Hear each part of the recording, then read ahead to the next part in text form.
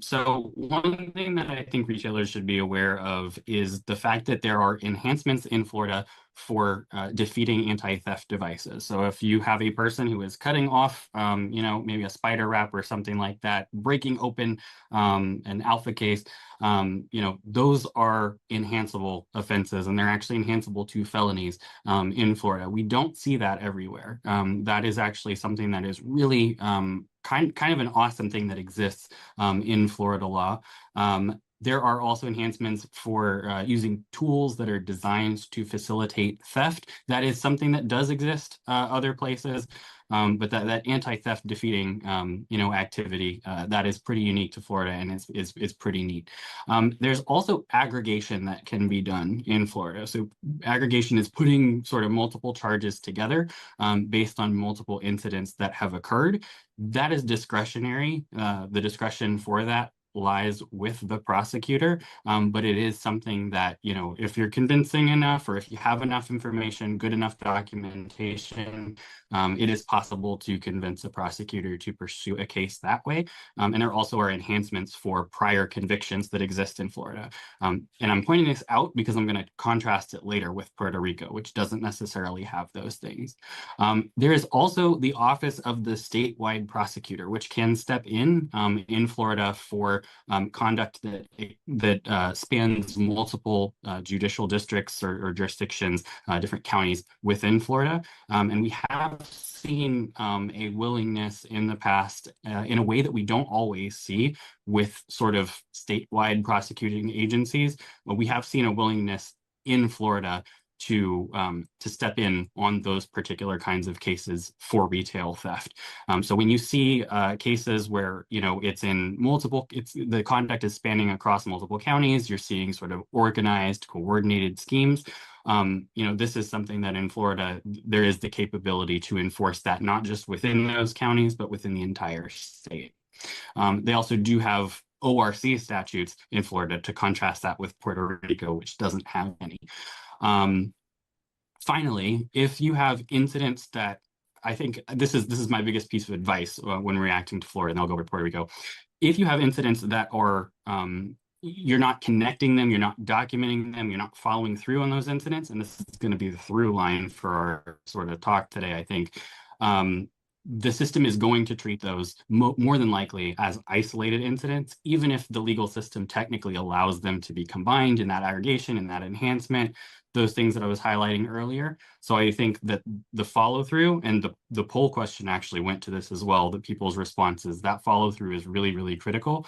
And so, in order to take advantage of the misdemeanors, what I see a lot is a retailer will allege a previous incident, but there will be no law enforcement number associated with it. If you don't document it, it's difficult to go back after the fact, and it'll be prosecuted separately. We also have, if you're convicted or charged on the fourth misdemeanor, it's an automatic felony in the state of Georgia. So those repeat offenders, if this is their fourth apprehension, they have 3 misdemeanor convictions, they're going to be charged with a felony no matter what the amount.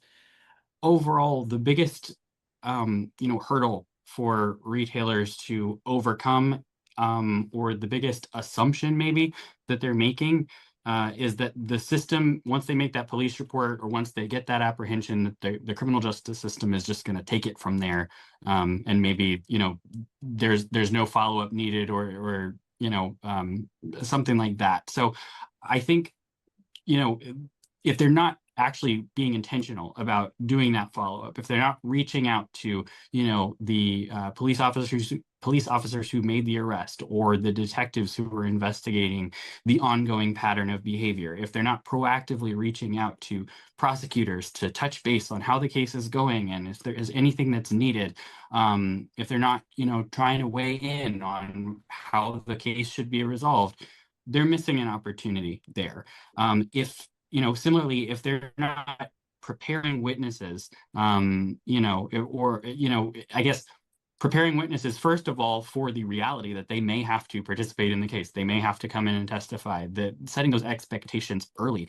And then helping them through that process, because a lot of the times we'll see witnesses who have never done this before and are just terrified of having to come into the criminal justice system, especially if it was a violent offense. They have to be in the same room with that person again. You know, not setting an expectation that can happen, and just waiting for the subpoena to be received at the store. That's kind of a, that can be a miss or something that can be improved. And then not responding either in a timely manner or at all to requests from law enforcement and prosecutors. It's all wrapped up here.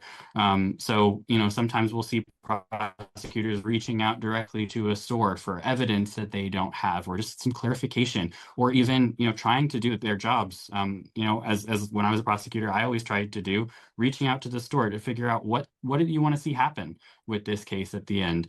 And those are really important opportunities to engage with the criminal justice system. And we see that retailers don't always, versus, this is the prosecutor's reality and this is the retailer's reality. And there's a gulf, there's a chasm there between those expectations, and just sort of seeing the process from, through different eyes and understanding everything that I understood before, but also seeing how this must look to an outsider to the system, someone who's not used to dealing with the criminal justice system.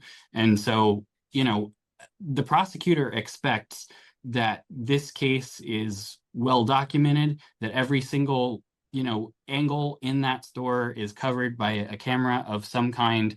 The prosecutor expects that, a full report was done, that someone, tallied up every item that was taken during that incident, that if they damaged something, that fixture is going to have at least a estimate to repair it right away, and that's going to be easy to get. They're going to expect that every single incident had a police report that was done on it, and if the police report wasn't done, it's kind of like it didn't exist. There's a huge expectation about how prepared the retailer is going to be before the case even gets into the criminal justice system. And when the reality of, maybe not all of that preparation was done. Maybe you're dealing with someone who has, moved on from that retailer. Maybe you're dealing with someone who, it was their first day in AP. It can really come crashing into the prosecutor's expectations of how this case is going to go, how it should go. They route me to AP, and I get transferred to a phone that rings and rings and doesn't even have a voicemail where I can actually speak to anybody. It's almost like the offices are saying, well, you're a large company, you all should know this, That's so true. I think that the system really is set up to deal with individuals, and it even comes down to things like where to send a subpoena when we're at that stage in the process. I have I'm going to redact this, to keep the client's name out of it, but I have seen a subpoena that was sent to Mr. and Mrs. large retailer name. Maybe they do know who they're trying to reach, but they send it to the wrong address for some reason. They send it to somewhere completely different. They send the subpoena late. This system is set up to do the best that they can to support, individual victims. It's not, unfortunately, optimized for how retailers work. Asset protection individuals will attend and subpoena. So think about this. If a retailer has not been engaging this entire process, and then they realize they're subpoenaed for the first time for trial calendar, how many milestones and discussions on the outcome of the case might have been made?